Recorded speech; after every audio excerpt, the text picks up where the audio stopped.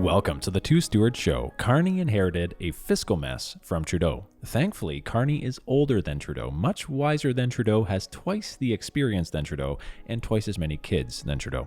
This is important because he also plans to spend twice as much money, which he doesn't have. But because Carney has been the governor of twice as many banks as Trudeau, he knows where to get the money. And if you follow the money, you start to realize that Carney's plan of having twice as many kids as Trudeau means that he can therefore steal 2 times as many inheritances and thus double the debt of Canada while doubling his voter base and securing twice as much power, and use that consolidated power to thus create a free and strong country for his children's children. Exactly what that free and strong country will be called and where it might be located in the world is a different question beyond the scope of this podcast. But if we know one thing, it is that the fiscal mess is set to get twice as worse. To get in touch with the show, visit us at twostewards.ca. Remember, this show is not financial advice, but is valuable for listening amusement purposes. Now, let's 2X Canada.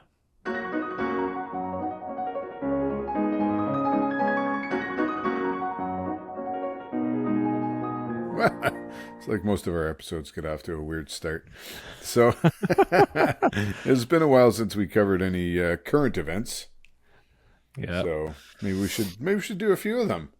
And well, we can start with our government and our Prime Minister, Mr. Carney. I don't know if you ever saw the videos during his campaign where people ask, like, "Oh, are you going to disclose your assets? Do you have any conflicts?" And he's like, I don't have what any conflicts? Assets. Oh, yeah, and he's like, "Oh yeah, no, everything I have is real estate or cash."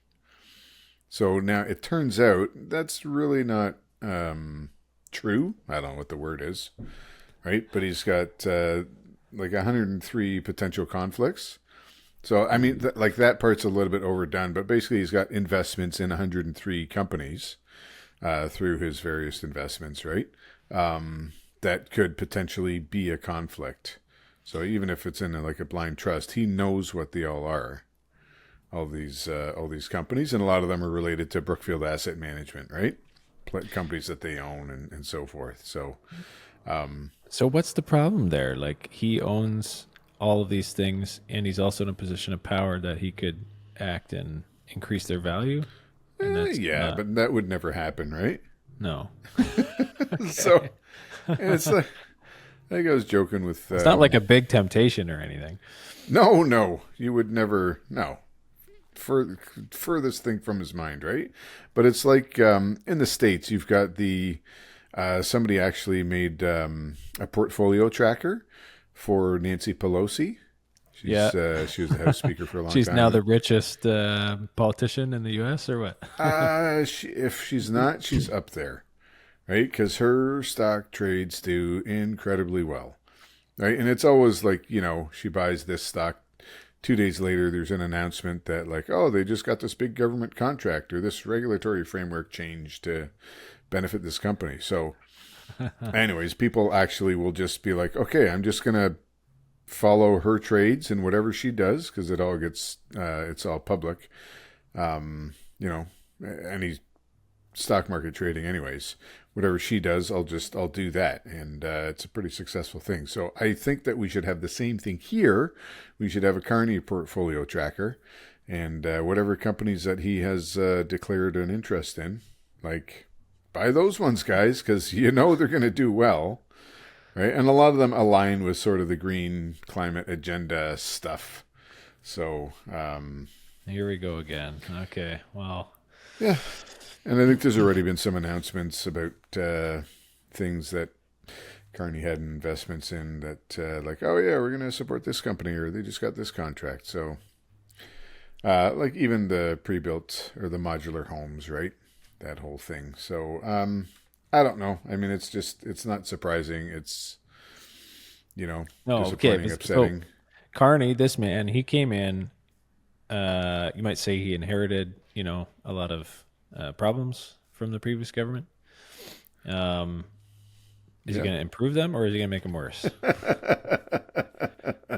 Well, like, by what's all gone on accounts, so far since he's been in? Oh man, so it's interesting, right? He's just announced that they need to do some real belt tightening, right? So they're looking at up to 15% cuts to government departments by 2028-29. It sounds conservative. Year. Like, it sounds conservative to me. Yeah. Not well, like conservative as but just like a conservative party. Yeah. No. These would be the biggest cuts ever, right, by a government. Yeah, like it's incredible. So they've already like notified a lot of departments and said like you guys got to prepare and make your recommendations. And I guess the idea is like you make your recommendations, and if you don't, we will make some recommendations for you, right? So it's you're looking at a lot of civil servants losing their jobs. So that's interesting. I'm sure like a lot of it will be by attrition. They just won't replace people that are retiring or leaving. But I don't think that they've got a 15% attrition rate. So that will be very interesting. So yeah, on the one side, you've got some cuts to operational spending. But with attrition, like a civil servant that retires, do they get a pension? Oh, yes. So like they're still paying them. Well, even if they cut somebody who had like, they're not retirement age, but they got 20 years in, well, they still get their pension. Right. Right. So, yeah, I mean, I guess you could argue, how much of a cut really is it, but at least it stops that ongoing spending. And so this is something that Poilievre had campaigned on. Like, we got to make some cuts. Carney's been taking a lot of the conservative platform in this regard, anyways, and has been doing it. Now that's contrasted to some of the social stuff, right? The bills that Bill C5 and other bills that have come out, where they're 100% pushing, whatever socialist or green agendas. So we'll see what happens with pipelines, because Carney's been talking about pipelines. And then the Minister of Energy is talking about, like, we want to make Canada both a renewable and traditional energy superpower. And so I'm not sure what their plan is for renewable. But for the traditional, like, very interesting. We'll see what happens, right? Because we talked about pipelines and stuff, and Carney said, well, no, I'm not going to force any provinces to take a pipeline if they don't want it. But so it's hard to know. I get the feeling like he wants to do a lot of stuff, but he's realizing, well, I've got a cabinet and a party that I kind of have to also listen to what they say a little bit. Well, so you said he's going to cut spending. I'm just reading here, the Globe and Mail. During April's federal election campaign, the Liberal platform promised a budget deficit of $62.3 billion this year, roughly $20 billion larger than what the Trudeau government projected a few months earlier. So that sounds like more spending, not less. And then it goes on to say the platform included billions in new spending on items such as infrastructure, CBC programming, and enhanced benefits for seniors to top up their retirement and other benefits. Well, see, Brent, that's because you're dumb and you don't understand the difference between operational and capital spending. What's that? Okay, I'll admit I am dumb, but please explain what is operational and capital spending. Oh, man. So Carney's put out some videos, and it's like you're saying it's actually better to spend $20 billion more than not spending it? Exactly, and I'll tell you why, Brent. Okay? Now, he's got some of these videos, you just want to reach out and slap somebody, right? Because they're just, it's so inane. But his whole thing is like, let's spend less and invest more. Yeah. So we want to cut on the operational side, like where we have ongoing expenses every year, so specifically personnel. Let's cut that with, a couple exceptions, I think the military. But then, and that's great because we need to, because we got to tighten our belts. But we want to invest in things that are going to benefit Canada in the long term, right? Like infrastructure, like, I don't know, funding, lesbian operas in Peru. Things like that are a net benefit to humanity CBC. And to Canada. Yeah, the CBC, of course. We need to give the CBC more funding than, I can't remember what it was now, but there was like a big difference in between one department and the CBC. And it's like, wow, there's billions for the CBC. It's ridiculous. But anyway, so this is the messaging, right? Less spending, more investment. It's like, oh, okay, like maybe, because they're trying to make the comparison to companies, right? Which is, if you've got a startup or whatever, you're running a company, yeah, you want to keep an eye on the operational expenses. Don't let that get bloated, because that can happen very easily. But at the same time, you need to invest in your future. So you take your profits and reinvest them. Now, the difference is you take profits. Your profits? Yeah. There's no profits in Canada. And I mean, they'll just argue like, well, we're not actually a company, so we don't have to have profits. Like, come on, this is the government taking care of people. So, and that's where it falls apart. It's like, well, at the end of the day, it all comes out of the same pot, out of the same imaginary pot, right? We're spending money that we don't have, whether that's on paying It's like the government just bureaucrats. needs to find more and more creative ways to call like printing money different things. Oh, yeah.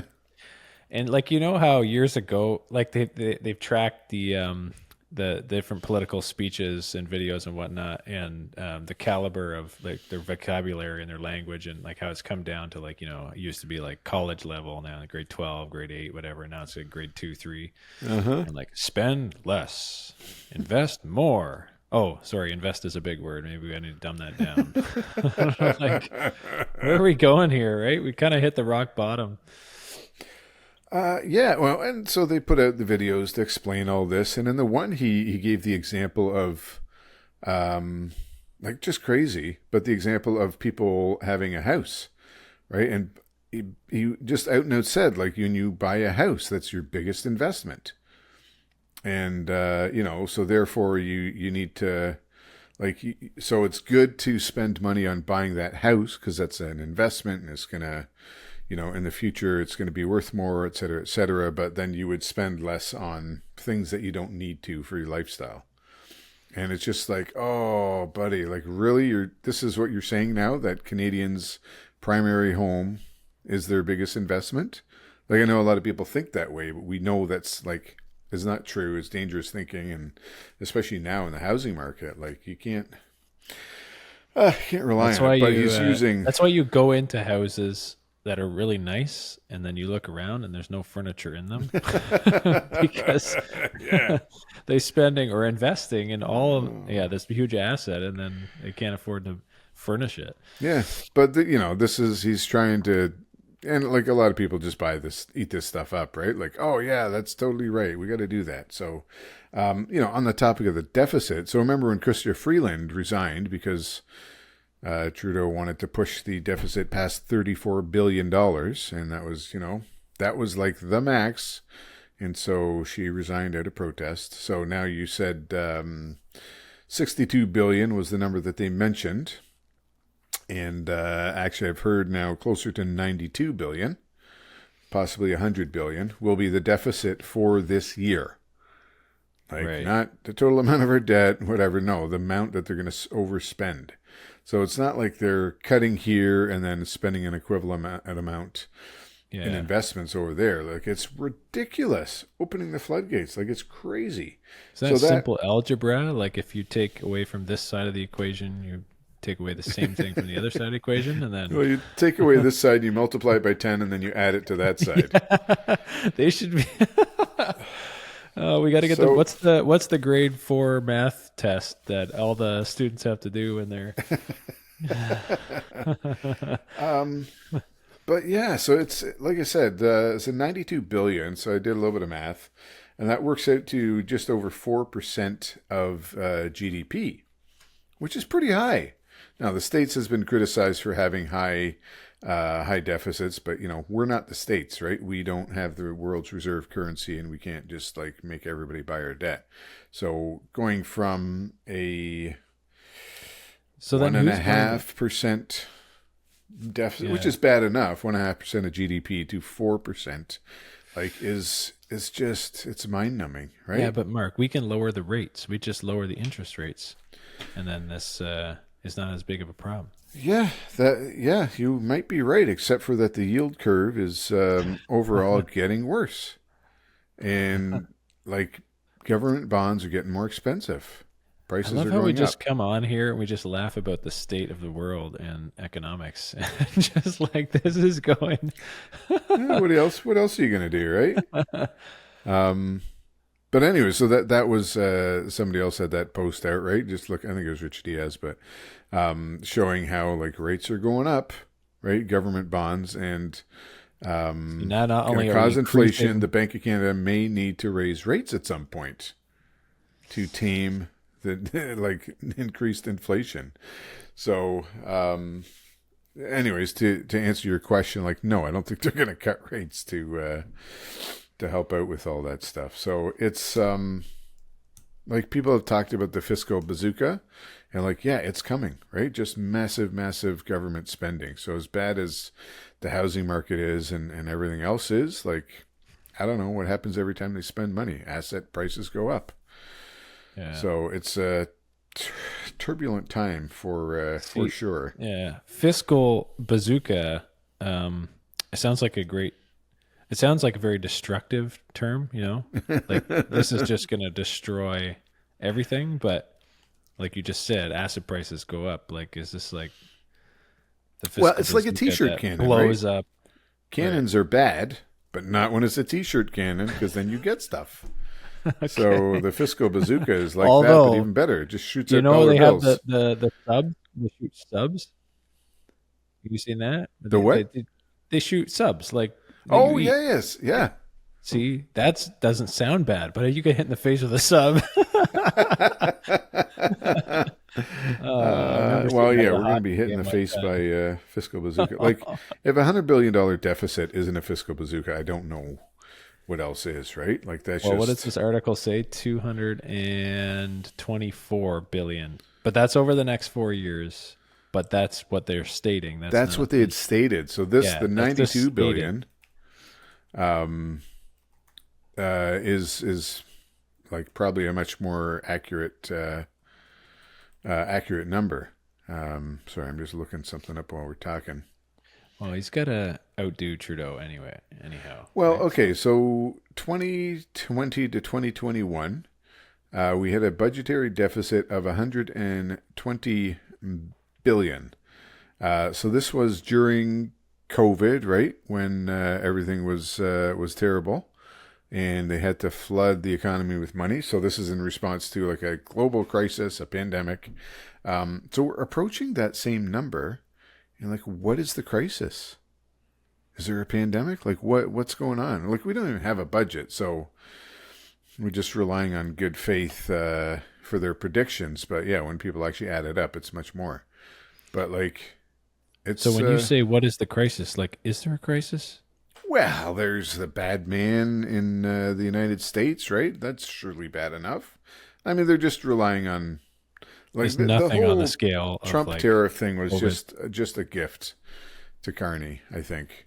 Well, I mean, clearly in the fact that he got voted in, but even now, just in terms of him, he can just do whatever he wants because, like, oh, tariffs, tariffs.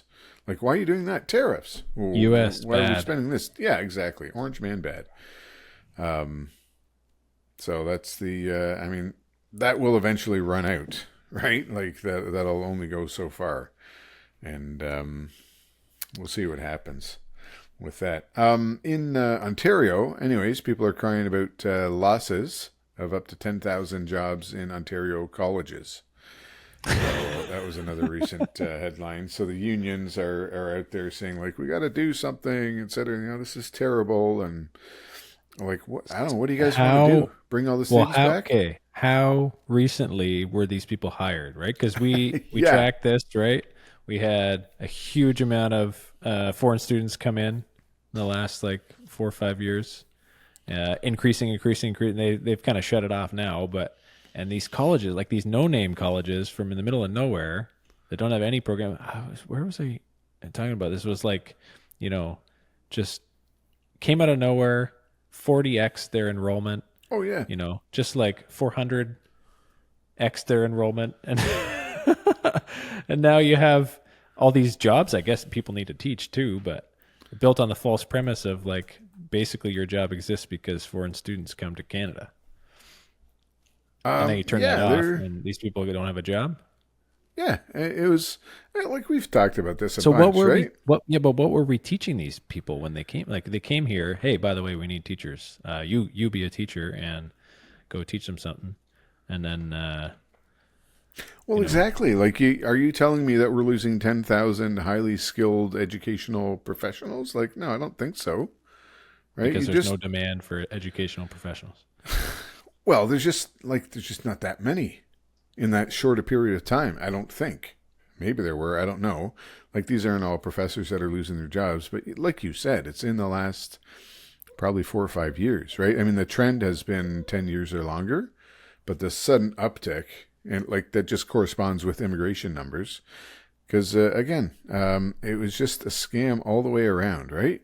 That the students that came in, they thought they were scamming the system, and it turns out like, nope, sorry guys, the system actually scammed you. We took all your money, and you're probably not getting permanent residency, and there's no good jobs here anyways. And like the courses of study that you enrolled in are, underwater basket weaving or whatever, like, are completely useless. They're not going to get you a job, right? Obviously, this doesn't apply to the legitimate international students who are here for, like STEM stuff, and they're actually like the best and brightest. But that's not Yeah, who we like were bringing in. the more robust university degrees or whatever that have long been like a stable educational path to career, Yeah. and the colleges or universities that provide those that are been established, like those probably have a lot less fluctuation.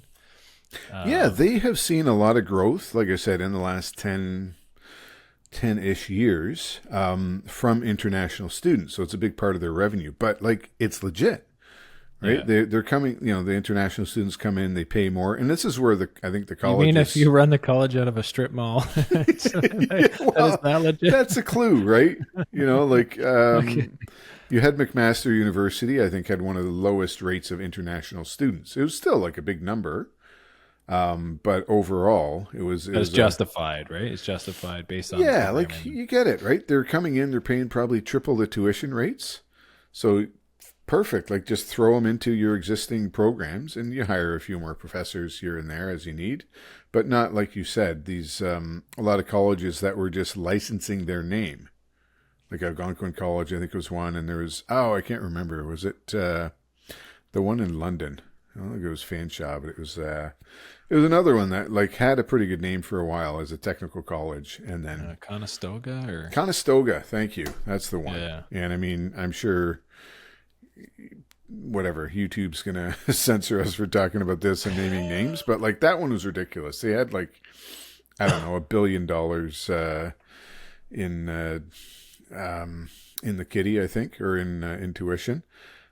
Just like a little college, right? And like you said, they're expanding to strip malls, and a lot of them were just like the college would say, you can use our name on your diplomas, and you pay us a royalty, and like go do whatever. Pop-up shop, kind of like a pop-up strip mall. Yeah. College. So, if there's like, it's almost like the condo thing, the bubble, like, or just speculation, where if you're a college and you get FOMO, right? You're looking around all the other colleges like, hey, you guys letting them in? Oh, yeah, you're letting them in. Like, everybody's, okay, let's do this. Yeah. And then oh, like, this is a really good financial gig. Let's just, take advantage, make hay while the sun shines. And then you turn around and they shut off immigration, and then these teachers don't have jobs anymore. Like, what are they complaining about? Yeah, so I mean, if you were teaching a legitimate thing, of course, like, I feel bad. But you said the unions are standing up for these teachers. Like, do they have, what are their reasons? Well, because people are losing jobs, and that's terrible. So we have to, and so the upshot is we have to increase. Like, do the unions fight against AI too, or Oh yeah, they'll fight everything, right? It reduces union dues. But no, the upshot is we need more immigration. Turn the taps back on is what they're blindly saying, right? Ignoring all the other problems and issues that, like, the whole way through, like, nope, just we need more immigration because we're going to lose 10,000 jobs, and that is terrible. It's like, wow. I mean, if we, I don't know. Well, did we talk about this yet? We are getting parents and grandparents, right? So speaking of immigration, maybe they can and, go to college. 10,000 applications. So IRCC, Immigration, Refugees, and Citizenship Canada, will accept up to 10,000 complete applications for the Parents and Grandparents Program starting July 28th, 2025. Yep. Is that good news? Oh man, like I hate always we talk about this and like it just seems like we hate or I like hate immigrants. And like it's not true. We're just asking for a good balanced policy like we've had for like I don't know how many years, 100 years or whatever. Like we just talked to Daniel Foch about that, right? That we had our immigration system and everything was sort of the like top in the world. It was the best, and now it has been absolutely trashed and tarnished. And so within Canada, but also internationally, like nobody wants to send people here because they know we're just like it's a bunch of scammers, a nation of scammers. So yeah, now we're going to add 10,000, presumably, anyways, parents and grandparents of Canadian citizens. Is it for citizens or is it permanent residents? Permanent residents. Yeah, you must have an address here. You must be 18 years old. You have to receive an invitation to apply. So like they have the interest to sponsor forms from 2020. Yeah. So they're drawing from that pool. So they said like, hey, do you want to bring your parents over? Yes. Okay. Well, we'll email those. So they do say, check your junk mail. If it didn't go to your mail, check your junk mail. You're going to get one chance. Hey. I got a puppy barking at me. Yeah. No kidding. He also, or she, does not agree with she doesn't agree with these policies either. You're a little needy. Maybe you should invite your grandparents. But yeah, so that was interesting, right? You have to be at least 18 to invite these people. You may be ineligible. You may be ineligible to sponsor someone if you are in jail. Oh, so, well, okay, maybe, right? But I mean, so that means, assume there's a 25-year age difference. You're 20, so okay, you can bring in your parents who are 45, and you can bring your grandparents who, again, do that math, are what, 70? So, call me like a Scrooge or whatever. Like, we're in a recession, arguably, and if it's not a recession, we're having tough economic times. And it's always been our policy to invite the best and the brightest of people to Canada, right? You can't invite everybody in the world who is suffering or who is poor or whatever. Like we can't. You can't. But now we need to bring in a whole bunch of 70-year-old people with health problems and, probably not with, like, if you're sponsoring these people looking at our immigration in the last 5 years, these are not high net worth individuals. So you're bringing in people with really nothing to offer Canada. And okay, we can do that on a very limited basis, but not like 10,000 at a time. Like what? And I know that, when you look at our immigration numbers, it doesn't seem that high. Like it's only 10,000, but no, that's a really big number. When we already have, shortages in healthcare and infrastructure and everything else, we're just going to add to that burden. Like, what do you? Yeah. In 2023, there were 1,000 hospitals in Canada. So 10,000, let's say half of them are need the hospital care. That's how many people per hospital? Anyways. So maybe we shouldn't go for the math, but. Yeah, and I mean, like, why would you do this? Well, it's to buy votes. Plain and simple, right? So I think you had the stat there, right? That a lot of these immigrants are culturally conservative, but they vote liberal. Yeah. Because well, like if you look at Muslim values is conservative, generally speaking, but yeah, they do vote liberal. Yeah, and so this is who we're bringing in. So, anyways, it kind of it's in line with the rest of government policy, right? So we have Minister of Public Safety, Gary Ananda Sangari, I think.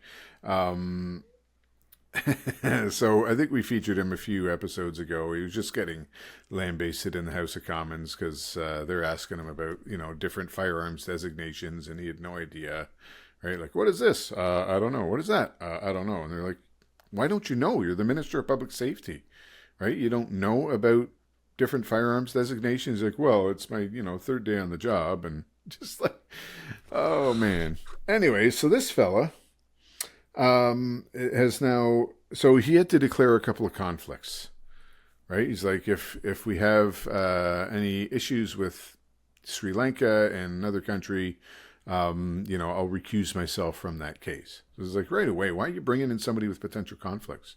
Now it's come out that he's written letters, not while he was in cabinet, but still as an MP, in support of a suspected terrorist. So somebody who was involved allegedly with the Tamil Tigers, which is a terrorist group in Sri Lanka and other, mainly Sri Lanka. And he wrote 2 letters because the Canada Border Service Agency wanted to deport him. And he was like, no, that would be cruel and inhuman because it could result in separation from his wife and child. And so let's support him. So I don't think the guy got in, but why do we have a Minister of Public Safety supporting suspected terrorists? I don't imagine that his views would have changed since then. So it just shows to me that we have someone who's compromised, and a government that is compromised, especially when you look at, I don't know, a judicial system, maybe, right? There's the other case of the fella who you need to keep the dog on the podcast to tone down your rants a little bit. You have something to hold. Mark's still holding a puppy for those who are not watching the video. Yeah, she's kind of needy. But anyway, so a feller who is not a citizen, he's applying for citizenship. Went to a hotel. He was trying to buy sex from a 15-year-old, what he thought was a 15-year-old. Turns out it was actually the cops doing a sting. And, there's no disputing what he did or what he was trying to do. But the judge in the case said, okay, well, we're not going to convict you. I don't want to give you a criminal record because that would prejudice your immigration application and would, possibly result in negative consequences for your wife, your wife and child who you're trying to bring here as well. And it's just like a head scratcher. Like, if anything, this is exactly the person that we don't want in Canada. So you're preying on victims, and you are not given, and you're basically given a path to citizenship. Yeah, like this is clear. Like, I don't know if you're. What law did she reference when she was judging on that case? He. Oh, he? What law? Who knows what? There's no law. Just, I don't want to prejudice your case, right? Like, this is like somebody is coming up to you and saying, hey, I'm a real jerk. Or like, I'm a whatever you want to call Sex it. offender. I'm a scumbag. And I don't know, if somebody came up and told you that, would you let them hold your wallet? Would you invite them into your house? Like, no. You'd be like, oh, thank you for telling me. And you can go away now, right? Like, pretty simple. But even when they tell you, when they tell us, we're like, oh no, please come here. And considering this scandal they've had in the UK with this very same idea and same demographic, it's beyond the pale, right? Especially when you have, and whatever you think about the Freedom Convoy or these terrible truckers, right? The leader, they're trying to get her in jail for 2 years or more. Like that, they have all the judicial resources to prosecute someone who's a citizen, but in this case, absolutely not. So where can we go? Like where can we flee to? Mark, is this evil world closing in around us, or there's nowhere? I mean, yeah. What do you do? Even the youth are targets. Canadian youth unemployment at recession levels. The kids are not all right. Bank of Montreal. Yeah, exactly. So they don't have any jobs for the kids because a lot of the immigrant population in the last couple of years has been, well, obviously looking for a summer job, and not even summer, right? But just if they come here low with no wage skills, Yeah. like you take the low wage jobs, right? That's like for kids, for teenagers, they don't really have skills. So they take the low wage jobs, right? And that's how you get into the market and you get skills. Yeah. But there's just not available to them. And it's not, I don't know, this isn't a secret, I don't think, right? You go to any fast food restaurant, not that I do, but if you did, no, but even any like Walmart, hypothetically, any of the lower wage jobs, like you can see the change in demographics.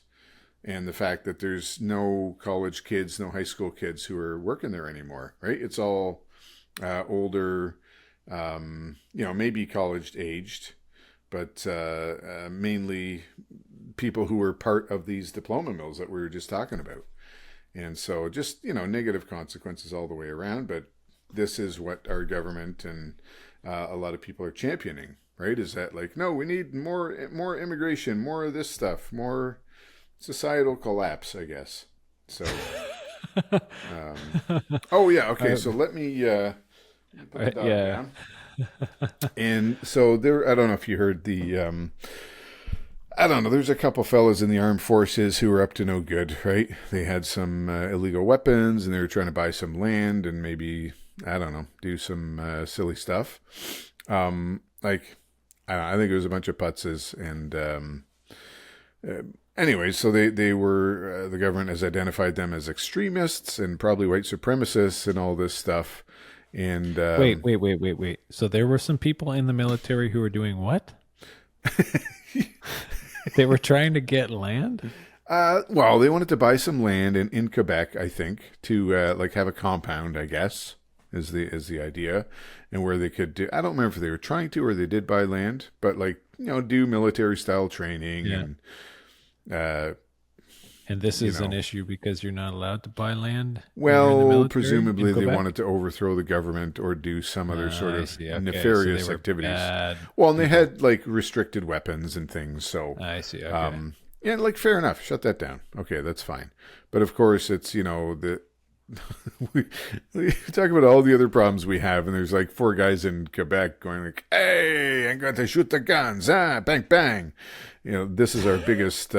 This is our biggest problem. But anytime the media or the government can get any kind of whiff of white extremism, that is the worst thing in the West, right? So here is somebody from the RCMP. Is a very quick clip, but sort of referencing this group. But I'll play the clip and see what you think about what they. Not she, what they have to say.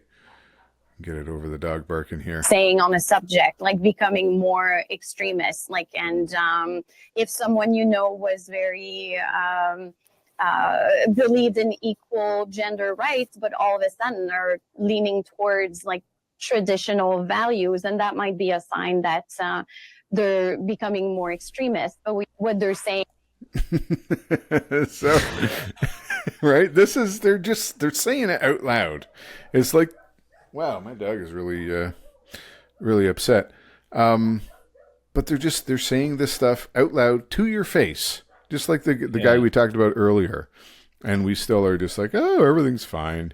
This is great. That's unreal. Right? If you believe in traditional family values, you're probably an extremist. So, I'm a proud extremist. I don't know if I got to make a t-shirt or something. Right? It used to be the unacceptable or the fringe minority or whatever. Yeah. So you just see this continued vilification of anything that is related to sort of family or traditional values, right? Or reality, What's that? Or reality? Or, well, yeah. So this was in relation to these guys, potentially being bad actors and doing all this nonsense. How and does the growing threat of that in our society, and how how does that link to being of a certain gender and whatnot?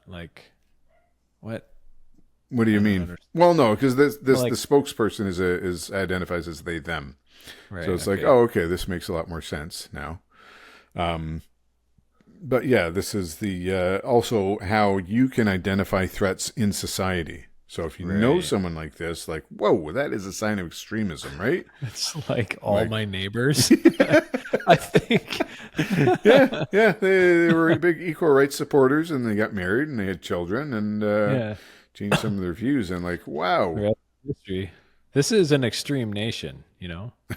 We have a lot of partially. extreme sports. Yeah, extreme. Yeah, that's my favorite extreme sport is What'd you do after dinner? family. Yeah, I took my kids on an extreme bike ride down to the park. I talked And to then we them had about the value of having children. we had an extreme ice cream cone, and then we came home. Yeah, no, I know it is sad that man. Anyways, what do you have any good news on this track here, or I mean, Canadian millennials are failing to keep up, putting the economy at risk? No, that one's not positive. so one thing that we've talked about in the past is skilled trades and skilled trades, right? So I just saw a clip of Mike Rowe, who's Dirty Hands guy, was talking about skilled trades and the huge deficit that they have in the States anyways, right? Like, what do they need? 500,000 electricians just in the sort of naval industry alone over the coming years. And, how we've been telling our kids, like, oh, you got to learn code, right? And now AI has come along. And computer science, get into that world. Yeah, and now AI will do your code for you. You know what? It almost seconds. seems like the parents were convincing the kids to get into things that the parents didn't understand. It's possible. Like, Dad doesn't know what that is, so you go study it. Like, it sounds smart. And now AI is sort of eating their lunch. I mean, that's not to say if you're in computer sciences that like you're going to be out of a job necessarily, but like maybe if you're not skilled. And because obviously if you're, I don't know, a game developer or an app developer or something, right, you can use AI to become like 10 times or 100 times more efficient. But yeah, that does mean sort of the junior coders and stuff, like, yeah, we don't need you guys. If that's all you know, then see you later. So, maybe that spawns more productivity so that all the people who would be out of a job can now increase the productivity at their company and make that transition without losing any jobs. But like, I doubt it. I don't think that would happen. So anyways, he's just highlighting the need for... a way to mess it up. What's that? We'll find some way to mess it up is what you're saying. Well, no, it's unlikely that you have this huge change where all of a sudden, I had 10 guys writing code. Now I need one. Well, what are you going to keep the other 9 employed? Or maybe you'll find a way in a year, but not right now. Right? Yeah. They're going to be out of a job. So anyways, yes. I guess the only good news is if like you're a young person and you're in skilled trades, well, that's good news because I don't think AI is going to put any plumbers out of a job, right? Maybe make you more efficient, but doing plumbing repairs, even new stuff, right? Nobody is using robots to build, new hospitals and stuff because they're, if you're doing a whole bunch of cookie cutter homes, like, yeah, okay, I could see that 3D printing or robots or whatever, but, for everything else, it's all custom and... See, I want to go behind the scenes at the city where the city inspectors are discussing AI and see like, hey, can we send in an AI inspector to inspect the homes for us? And what nonsense will come out of that? Possibly. I mean, maybe you submit a video and AI will immediately like give you a pass or a fail. Yeah. That could be something, but I doubt it, right? Because you look at the outcry from the unions about all the people getting laid off in the colleges, right? Like, no, it's about keeping jobs. Not being about being productive. It's about keeping the jobs so the union dues can keep coming in. So if you're a city inspector, I doubt, I'm painting people with a broad brush, but I doubt you're like looking for ways to make your job more efficient. You just want to keep your job and do your work and not have to do too much work, right? As opposed to like, hey guys, I thought of this great way we can like reduce I our... can do 10 inspections at once. Yeah, well, or we can like reduce half of our workforce in the department. Like you'd be really popular if you did that, right? So... it seems like there is a whole host of misaligned incentives, I guess. It's the one, like you keep bringing up the unions, this we're just talking about the city and whatnot. Like everywhere you turn, it's just like, okay, why? If you follow all these things to their logical end, it's just like, this is not good. Was it always like this?